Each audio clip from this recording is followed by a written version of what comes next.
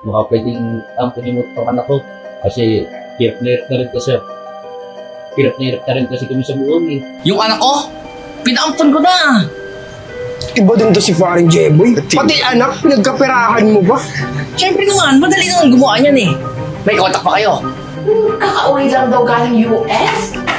Ano? Isang sikat na doktor daw yun sa US. Ay! Diba? Hindi mo ko kaya buhayin kaya pinampun mo ko. Tapos ngayon magpapakita ka sa akin?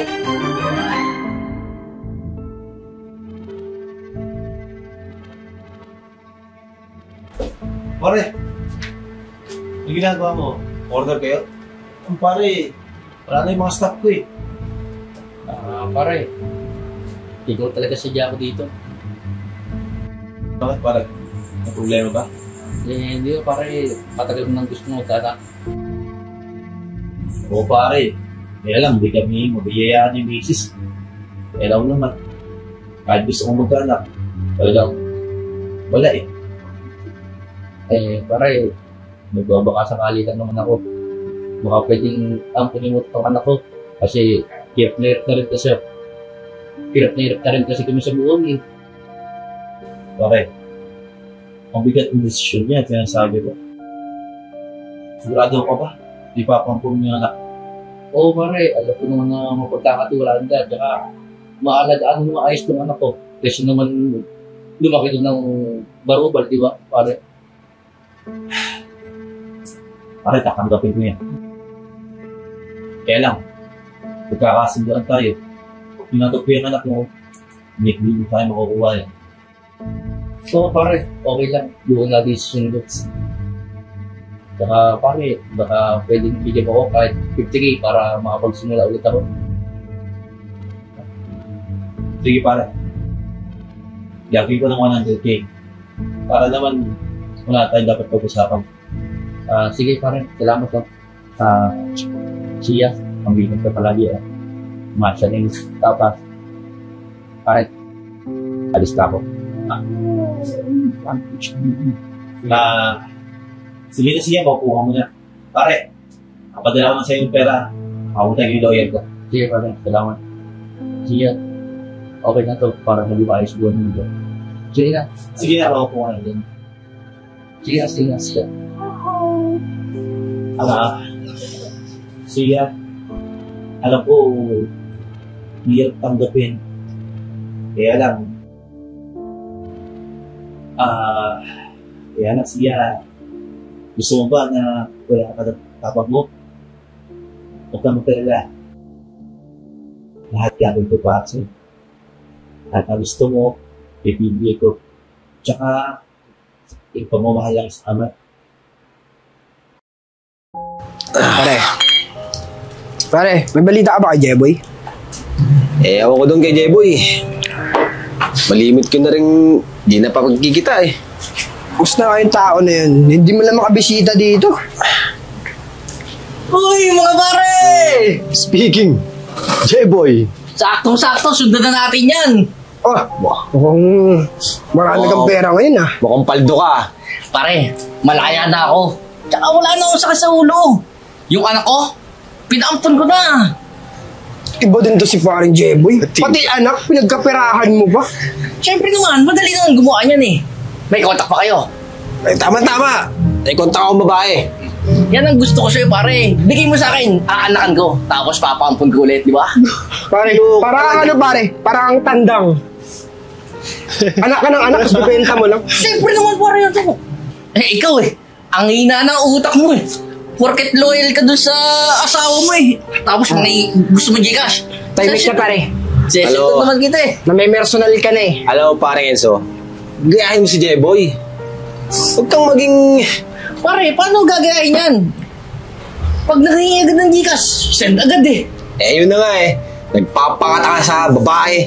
Pare, mabait. Yung babae na yan. Oo. Pinagpaparausan lang yan. Mabait lang tayo pare. Hindi yan minamahal. Tulad mo naman ako sa isa na to. Huwag mo ako tulad dito. Mas lalo ka na. Di ba babaero ka? Ay, oo, ito si pare. Malapit to, sumunta pa talaga dito. Para lang mga babae. Grabe to. Pare, ilang babae ka ba sa merong lugar? Pare, alam ko yan kung saan. Pero huwag na natin pag-usapan to, tama na yan. Hindi ko na matanda. Gusto mo ba? Gusto mo ba na isa? Yung isa, kasama natin. Pero, shut na. Dami nyo nang naalalaman ha. Ay, parang di pa malinatid kagabi. Parang CCTV. Sabi ko na nga ba, ikaw yung nakita ako eh. Wait! Hoy! Hoy! Kumpare! Alam mo na ba yung chismis ng mga kapitbahay? Ay, hindi lang pala sa kapitbahay kasi ako rin yung numero 1 chismosa. Wala ka pang alam, no? Ano ba yun? Jesus! Ito kasi, huli ka na sa latest. Yung kapitbahay daw dyan na, yung kakauwi lang daw galing US. Isang sikat na doktor daw yun sa US. Ay! Tsaka alam mo ba, nakita ko! Ang ganda ng itsura! Tapos ang gagara ng mga gamit. Mukhang mayaman. Ay, correction! Hindi mukhang mayaman kasi mayaman talaga. Ang pangalan nun? Siya? Siya ba yun? Oo, yun nga. Siya. Eh, pumunta kaya tayo maghihintay ng biskuit. Sigurado ka ba? Ay, ano ba? Hoy, kailan ba ako nag-deliver dito ng message na nakikimarite sa'yo ng mga chismis na hindi totoo? Alam mo, may anak ako eh. Ang pangalan nun, Sia. So, iniisip mo, anak mo yon? Ikaw talaga pala, tawa ka talaga. Di Marimar, seryoso ako. Ang alam ko kasi, dinala siya nung nagkampun sa kanya sa US. Tapos, ang muling balita ko eh, doktor na yun eh. Pwede mo ba ako samahan? Eto, o siya sige, sasamahan kita, pero huwag kang mag-expect ka na anak mo yun, ha? Alam ko, sige na, sama mo ako. Gusto ko lang siya gusto ko makasigurado na malay mo, yun yung anak ko. O siya sige, sasamahan kita na makita ko na paano ka magpagtawanan doon. Kasi inaako mo na anak mo yun. Halika na! Tara na, huwag ka na magbihis. Tara na, ora mismo. Tara. Dali, huwag mo na ilak yung bahay mo. Wala naman tong lock. Talaga? Ako napahiyak talaga sa may-ari ng bahay na to. Ako sinasabi ko sa'yo. Tao po! Tao po! Magkikihingi po ng chocolate. Sino ba sila? Ano po na? Anak. Ako yung tutong tatay mo. Ginagawa mo dito. Anak, gusto ko lang namang humingi ng tawad sa iyo. Para ano? Bawiin ako. Bawiin ako kasi may pera na ako. Maganda na yung buhay ko. Ha? Para ako yung bubuhay sa'yo? Ang unfair naman ata nun. Diba? Hindi mo ko kaya buhayin kaya pinampun mo ko. Tapos ngayon magpapakita ka sa akin? Dahil kaya na kitang buhayin? Malis ka na. Anak, hindi naman siya ganun. Tanda na ako. Edad na ako. Gusto ko lang naman na bago ko mawala eh, mapatawad mo ako. Yun na naman yung gusto ko eh. Pwede ba? Huwag mo kong bigyan ng ganyang dahilan. Alam ko kung anong gusto mo. Pera. Kaya mo nga ako pinampon, di ba? Kapalit ng pera. Di ba? Umalis na kayo. Ayaw ko na makita ka. Oh, anak! Ano yan sa'yo? Anak ko! Ano ka ba? Ano ka ba? Gumising ka! Parang tanga naman eh! Uy, tulungan niyo po ako, Dok! Di ba doktor ka? Tulungan niyo naman po kami! Anak ka po pala niya eh! Tulungan niyo po kami, parang awan niyo na! Palainom kasi to eh! Sige na. Buhatin mo. Doon sa sasakyan ko. Ako?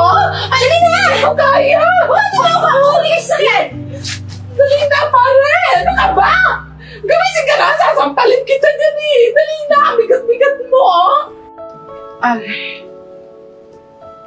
sorry po, pero may cancer po kayo sa atay. Kailangan niyo pong mag-undergo ng operation. Wala naman akong pera na papagamot eh. Okay lang, tanggap ko naman ako. Mawawala ako. Isa lang naman ang hinihiling ko, anak eh. Sana, bago man lang ako mawala eh, mapatawad mo ako.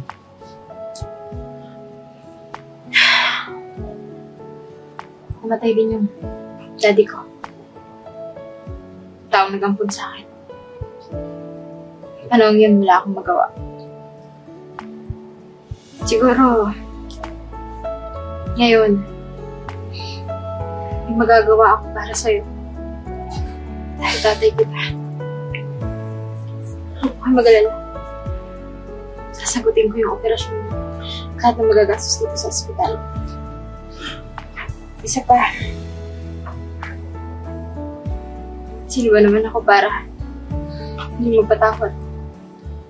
Wala naman ako dito kung hindi dahil sa inyo. Alam mo anak, maraming salamat ha. Sana makabawi pa ako sa'yo. Kahit ulit na.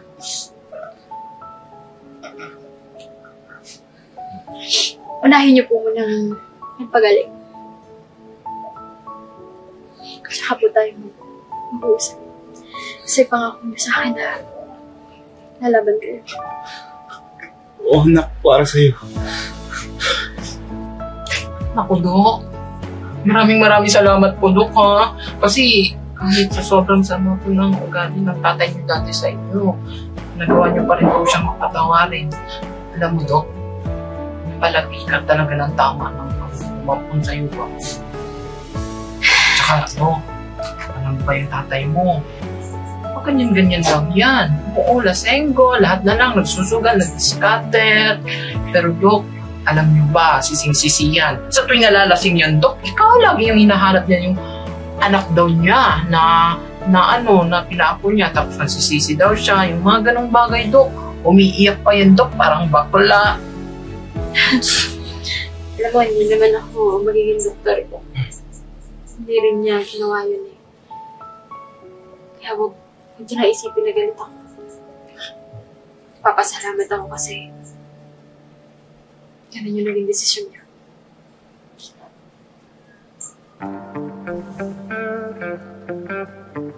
Freeze! At ngayon, isa na namang kwento ang ating natunghayan sa araw na ito. Suka doon.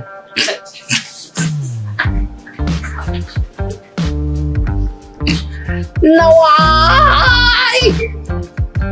Naging aral ito, lalong-lalo na sa aming mga suging taga-subaybay. Isang napakalaking kwento na nagbibigay ng aral at inspirasyon, lalong-lalo na sa aming mga manunood. At alam niyo ba kung ano ang aral na pulot natin sa story ito? Dapat magkaroon tayo ng konsensya, lalong-lalo na sa ating mga magulang dyan. Huwag po natin basta-basta ipaampun ang ating mga anak dahil lang po gusto natin ng pera o pansariling kapakanan o ayuda ng sarili mo. Naway! Nakuhanan ninyo na mali ang ginawa ng ating kontrabida. Kita niyo naman sa sitwasyon niya ngayon. Siya po ay nagdudusa at humingi ng pasensya sa taong nagkasala sa kanya. Sa taong ano pala na ginawa niya ng kasalanan. At alam niyo ba guys, sa tinatagal-tagal kong pagbabantay dito sa kanya sa ospital, pinupuan ako sa likod.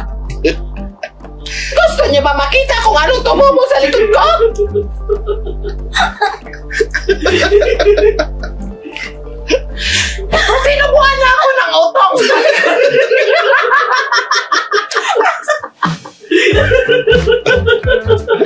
Pero ang pangarap ko talaga, guys, nasa harap siya tumubo. Pero sa kabila ng panahon, Alam ko na, uy. ipagsa walang bahala na lang natin ang lahat. Maraming salamat sa inyong panonood. At sana, i-like, comment, and share nyo ang video na ito kung inyong nagustuhan. Pero dapat lang na inyong magustuhan. Wala po talaga kayo matutunan kay Marimar. Ako, si Marimar, na nagsasabing, ang buhay ay waiter.